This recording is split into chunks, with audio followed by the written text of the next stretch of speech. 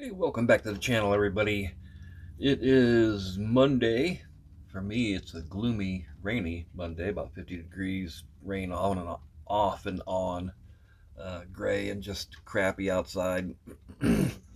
With better time for an update, what we got going on. The 64442, got it mocked up. Let's blow it apart here so we can look at where we're at with this. Alrighty, guys. So the Olds getting the chassis done as I tend to build from the ground up. We've got the engine is in permanent finally. Some things this engine did not have, and I think we touched on before. Let me grab something pointy here. The oil fill tube up front in an old engine. This did not have that. We made that for our car. The distributor that came with it, I lost it somewhere. Actually, the carpet ate it. It was oh hell! It was in a little clamp to be painted, and it snapped out of the clamp and shot in a direction that I didn't see, and I can't find the damn thing. So this distributor and the coil laid down like Oldsmobile does on the manifold are both out of a 66 Nova, the Pro Street, blue plastic kit from its 327. Only thing that I would like to do, I don't know,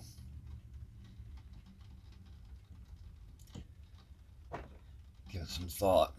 On the passenger side, on the valve cover right here, there should be a breather on an Olds motor, and I do not have anything there. I'm racking my brain at what I can use to make a breather. It's a round shape. If you look at pictures of the 64 330 engine, it is a round shaped breather, so we don't have that.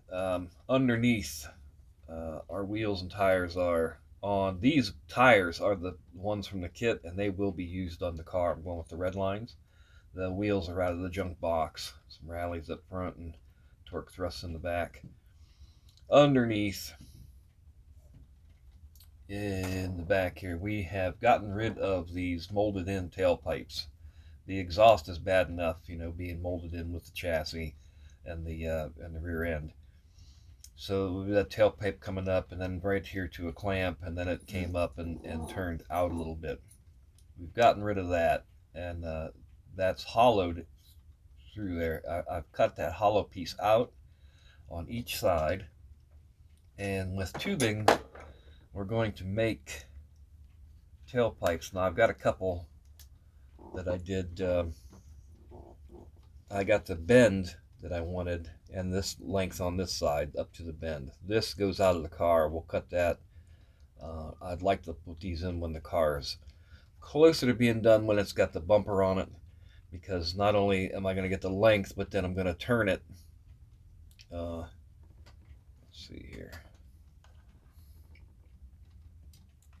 When we get that in there, we'll turn this so it's not going to be level with the bottom of the car. This is going to fit in the trough there, so to speak, and turn out and down. And I'll try to mimic the factory tailpipe the best I can. These won't be, I won't do anything with, like I said, till the car is closer to being done. Then we'll size them up to the bumper, get them turned out the way we want. And when we see that, then we can cut them to length and open up the end of it, hollow it out, and paint it and put it on at the end there. So this got a lot of dust and garbage on it, but that's where we're at there, and we'll start painting the exhaust. But other than that, the tailpipes at the end, painting the exhaust is what we've got next on the bottom. And this car also, you can see the pipe comes off that manifold, that A pipe, and it doesn't come near, you've got this pipe comes up and it's got um, it's angled in. So I'm going to make out of the tubing a little extension here, and on the other side is really, because it's got to come, it doesn't even come straight off, it's got to come over at an angle to meet this pipe here. So we got to make a few little A-pipe extensions for that, paint the exhaust, tailpipes at the end. Other than that, get the ignition done. We get that stuff done, the exhaust pieces, then it's on to bodywork. So for bodywork on the Olds, we will be removing the 442 and the Cutlass emblems off the fender. They've got the decals for them. We'll put those on and bury them in clear. Most of the work on this car is going to be around back on the deck lid. This car has those two pins, or whatever you want to call them, that run down to accept the screws on the bottom of the chassis, and they indent in the deck lid. So you end up with two dents there, and then you can see in the dark and the black that I've outlined a mold line across the deck lid and up over the quarter panels. So that's going to be where most of the work is on this car, getting those two indents filled, getting the deck lid straight. There's also a emblem right back here, a 442 emblem. Well, you can see it right above that line there on the right side. So that's got to come out. So basically, smoothing out some emblems and getting rid of these dents in the deck lid. Also for dashboard, I've made an inset, or an insert for the dash, out of very thin styrene plastic, to make a smooth place for the decal to land. They can be, you can use what do they call the stuff to set the decal? It lets it conform to shape. But around the radio or the radio knobs and stuff, it's very difficult. I usually have problems. In this case, I decided I'd just make a very, thin template, or very thin. You make a template to cut very thin styrene and drop down in that part of the dash, and then the decal will have somewhere nice and level to go. And when it's in there, you won't even know that was the case. Let's see here. Whoop. Right. They make it look so easy on TV.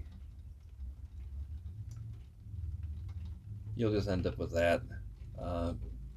Doesn't look like it's out too far. Using the styrene, it's not pushed it out too far.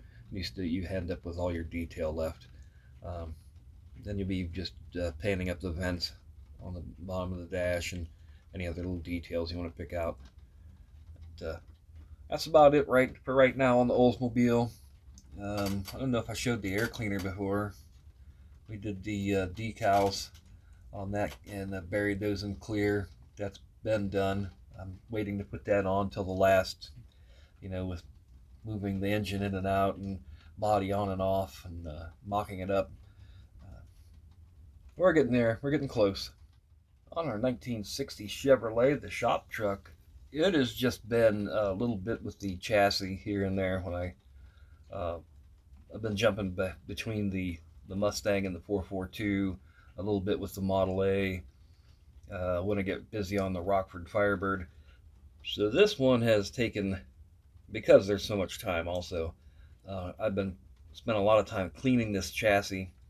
Like we said before, we got rid of the exhaust hanger that was in here, the spare tire carrier, cleaned a lot of this.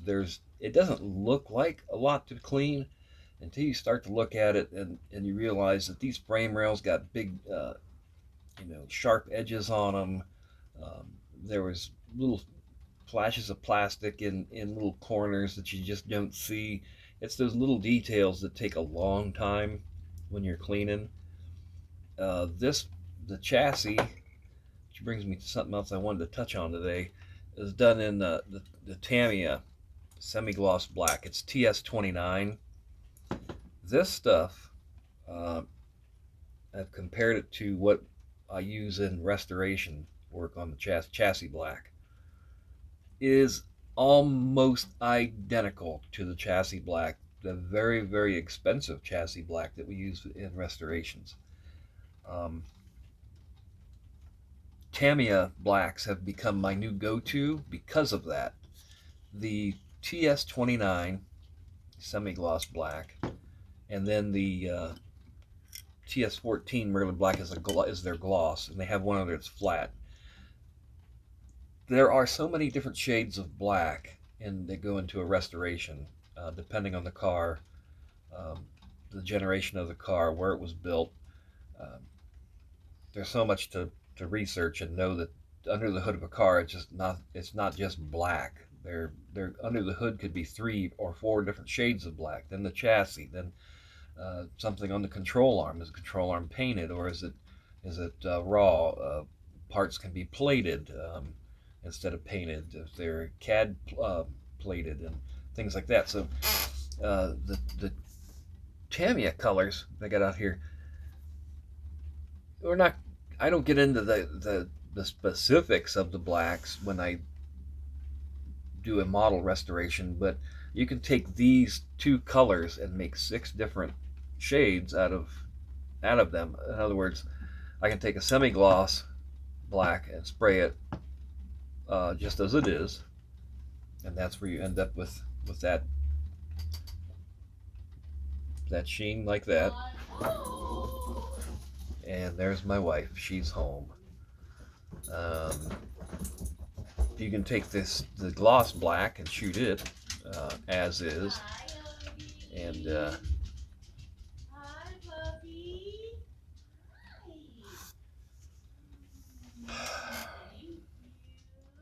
okay, Mama's in the house. I'm done making over the dog.